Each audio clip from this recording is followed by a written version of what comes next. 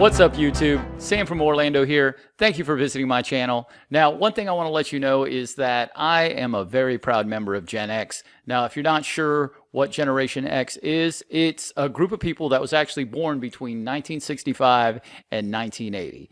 Yes, that means I'm old. I apologize. There's nothing I can do about it. Actually, I don't apologize. I'm very proud of being Gen X. We're that generation that's kind of hiding out right now. The boomers are doing their thing. The millennials, the Z, and whatever's after Z are doing their thing. Got nothing to hate on. But that being said, I'm just really happy with the generation that I was born into. Things are kind of crazy, and that's cool. But as a member of Gen X, we react to things a little bit differently. So that being said, I'm actually going to react to a video today that I saw or I noticed earlier on YouTube. And that video is 80's Dank Memes, only Gen X will understand. Now, as a member of Gen X, when I hear the word dank, it reminds me of a couple different things. I'll let you guys Google that on your own. I'm not going to spill the beans or incriminate myself on what activities I may have taken part of when I was younger. Winky face. Okay, now that being said, let's get into it. 80's Dank Memes, only Gen X will truly understand. Here we go. Okay, so I'm just going to start and comment on that very first one right off the bat, okay? So when mom brushed your hair with this, she also brushed your ears, forehead, neck, and brain. Now, I remember these brushes, regardless of who was brushing my hair. Most of the time it was me. Actually, every time it was me. But these things really freaking hurt. I know these brushes are still around because I've seen them at like CVS or Walgreens or whatever. But these things would tear your skin apart. All right, let's keep moving. All right, now Garbage Pail Kids, those were pretty awesome too. So Garbage Pail Kids were a take on Cabbage Patch Kids, which were super popular in the early 80s. They were awesome. The more disgusting they could be, the better. Okay, that's so be it. But they actually came with like this real hard rectangular piece of gum. The gum was pretty much a throwaway. If you try chewing it, you pretty much just cut up your mouth. But the cards themselves were really popular. They ended up making a movie. It's, I think, considered one of the worst movies of all time.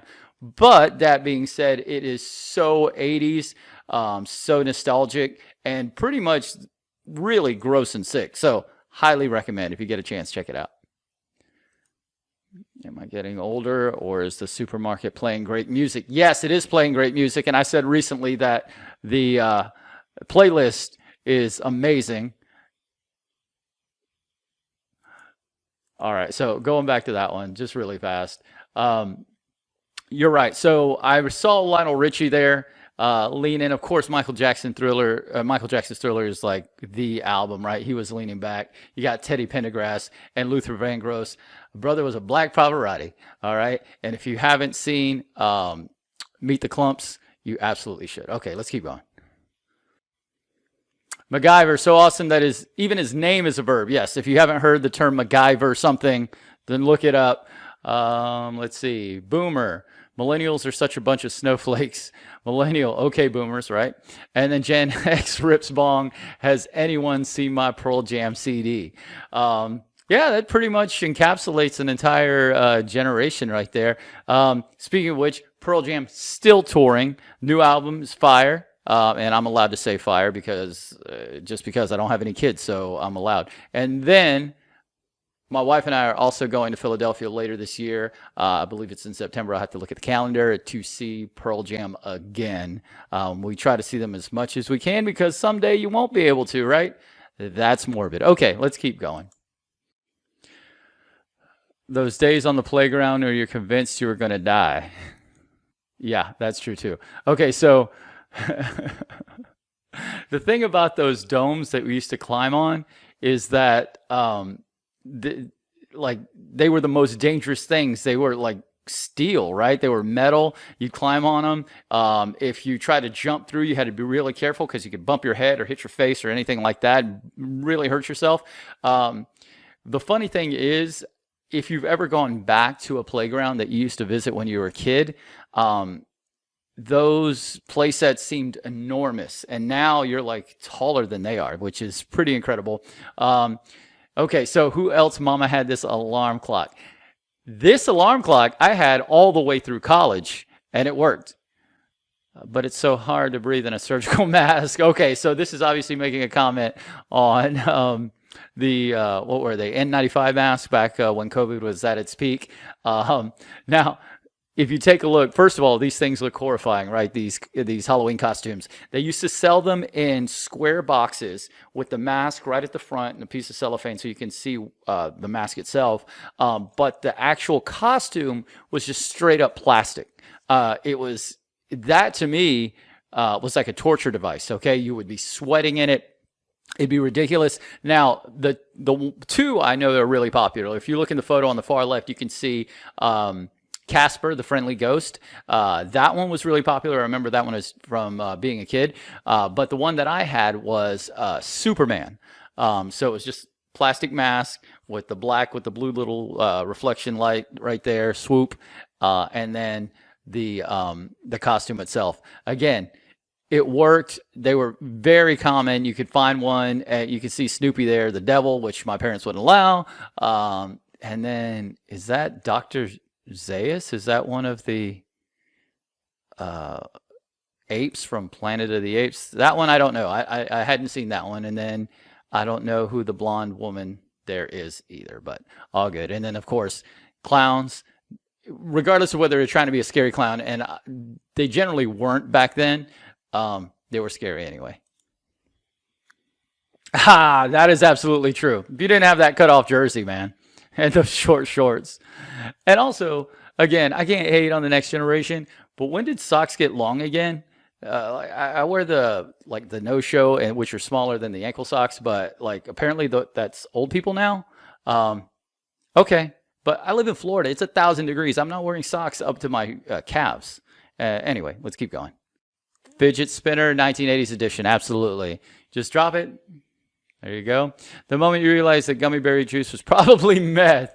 Okay, if it wasn't meth, it was absolutely at the very minimum some sort of caffeine drink, whether it's C4, a Bang, Celsius. It definitely had some extra kick to it, which had them bouncing all over the walls. Also, if you haven't watched the Gummy Bears, and I'm talking about the show, not a bag of candy, right?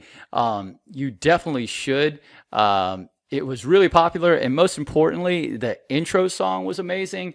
At some point, I'm going to find a compilation of the best 80s cartoon intros and react to that, because I know it's just going to take me all the way back and have all the member berries. All right.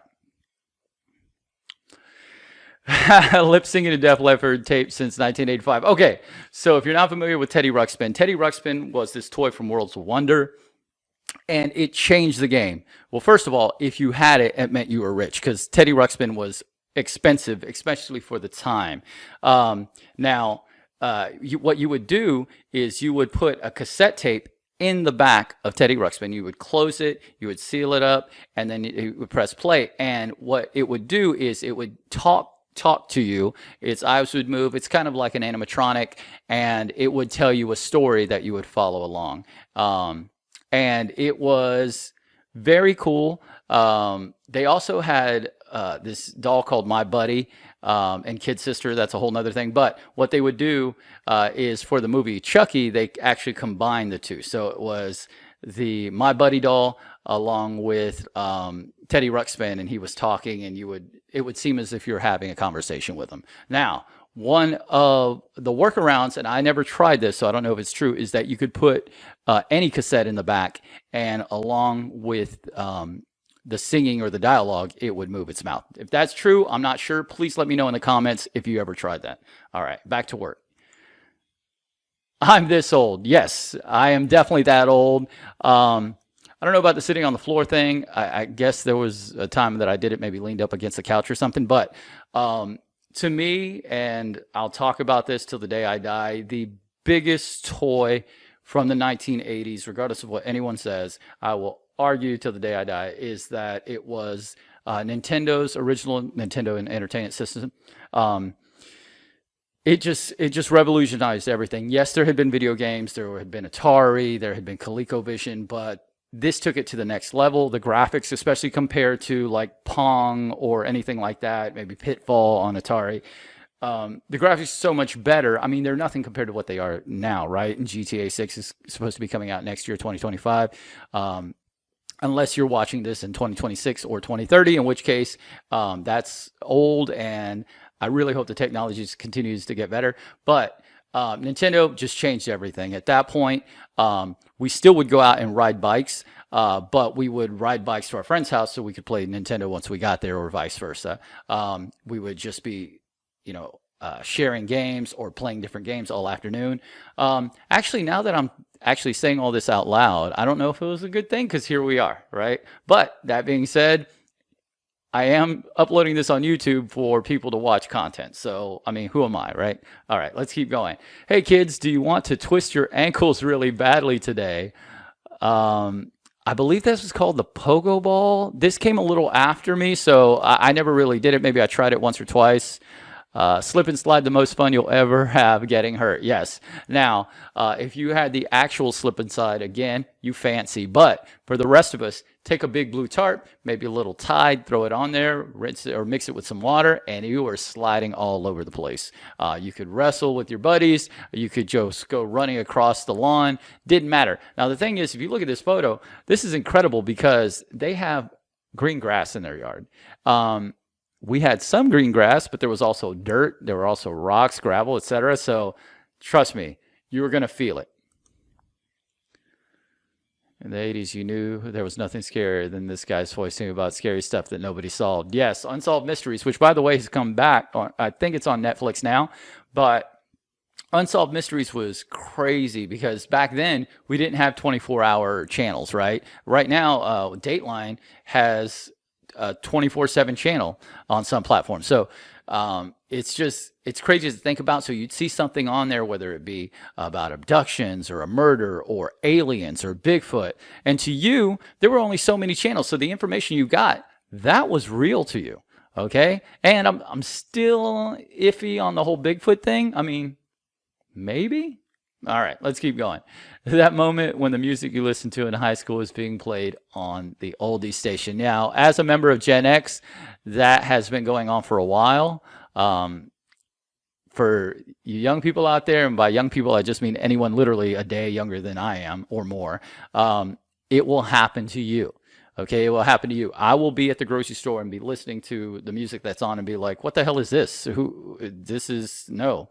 And that's because I will have been aged out of the demographic that they're aiming at Publix. Okay. So yeah, it's okay. All right, let's see. Gen Xers social distancing since 1985. Yeah, we're not real touchy-feely. I truly believe I once had a phone attached to the wall. When it rang, I'd pick it up without knowing who was calling.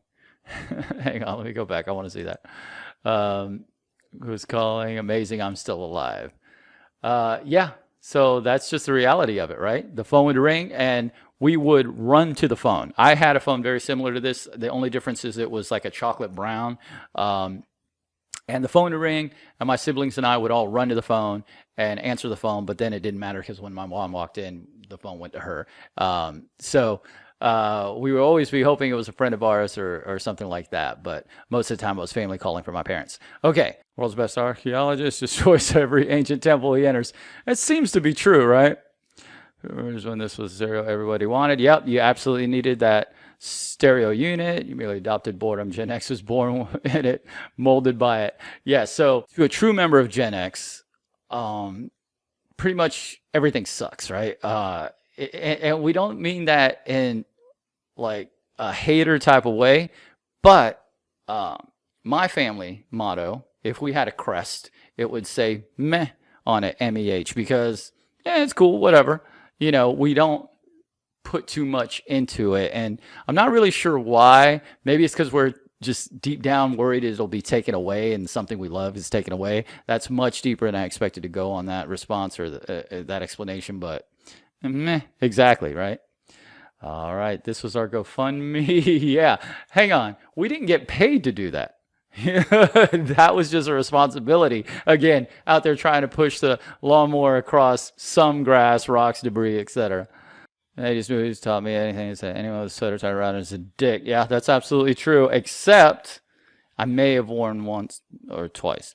You can still hear, yep, Dodgeball was legit. Die Hard is not a real Christmas movie. All right, Die Hard is not a real Christmas movie, fellow Gen Xers. You are accused of Soviet behavior. The court finds you guilty and sentence to be shot. Matter of fact. All right. So is Die Hard a Christmas movie? Maybe. I mean, it's set at Christmas time. Sure. Why not? Again, as a card-carrying member of Gen X, I don't really care. Call it whatever you want. I like the movie. I've never thought about it being. I mean, I've heard the discussion, but it's never been so important to me that I absolutely had to say yes, it is, or no, it isn't. Okay, if it's on, I'll check it out. Gen X saying "Okay, Boomer" since the '80s. Yeah, we didn't have "Okay, Boomer" the actual term, but we were just saying okay. Whatever is really popular, I have found amongst myself and fellow members of Gen X. 80's here. The wind didn't stand a chance. Nope. Aquanet, baby, all day long. Says you can dance if you want to. Won't be friends with you if you don't. 80's toys, nothing will ever compare. Absolutely true. Absolutely true. I actually want to do a reaction video to the best toys of the 80's. Glowworm didn't have it. My Little Pony didn't have it, but my wife definitely did, along with Cabbage Patch. There is Teddy Ruxpin. Pound Puppies, you rescue them from the pound. I think it was a take on the whole Cabbage Patch Kids. You know, you adopt them. Lion-O from Thundercats, yep. Teenage Mutant Ninja Turtles, absolutely. Let's see, of course, Optimus Prime and He-Man, there at the top, as it should be. That is the Nintendo Entertainment System, and I can't remember what those monster... I don't know if they were called Monster Balls or what. That sounds disgusting when you say it out loud. That's gonna mess me up. I remember them, but I didn't have them. All right, let's keep moving. I think we're getting close to the end. And it looks that's going to do it. Rick Games Now. Let me see. Let's go. Yep, Rick Games Now is the name of the channel. Nice job. Let me give that a like. As a member of Gen X, I love watching this stuff. I love member berries. I love nostalgia. If you like this video and what I had to provide, please click like. Please click subscribe. I'm trying to get this thing going. Thanks so much for joining me on my video. Again, I'm Sam from Orlando, and we will see you next time.